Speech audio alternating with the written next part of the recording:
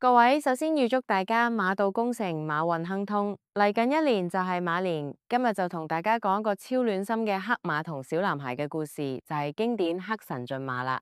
有個細路仔叫阿力克，佢同爸爸坐船去阿拉伯旅行，因為遇到海難，流落孤島上。孤島上面遇到一匹全身烏黑發亮、身形勁威嘅野馬。呢匹馬性格好倔強，冇人敢行埋去，但阿力克就覺得同佢特別有緣。佢哋一齊面對飢餓、孤獨同危險。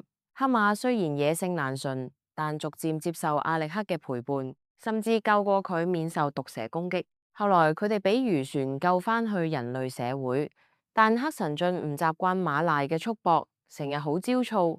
阿力克因為荒島嘅孤獨經歷都變得沉默。好彩有溫柔嘅馴馬師亨利爺爺出現，佢冇逼黑神駿馬，反而用耐心同阿力克一齊引導。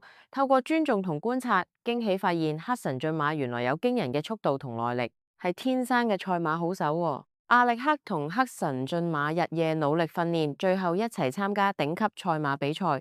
面對咁多強勁對手，黑神駿帶住阿力克全力奔馳，最後一刻衝刺超越所有人，成功奪冠。全場觀眾都為佢哋拍爛手掌，兩個人嘅深厚友誼亦成為賽馬界嘅傳奇。小朋友，呢個故事教我哋，真正嘅友誼係互相尊重、互相陪伴，用心去對待身邊嘅人。就算遇到難關，只要一齊堅持、互相扶持，就一定可以創造奇蹟。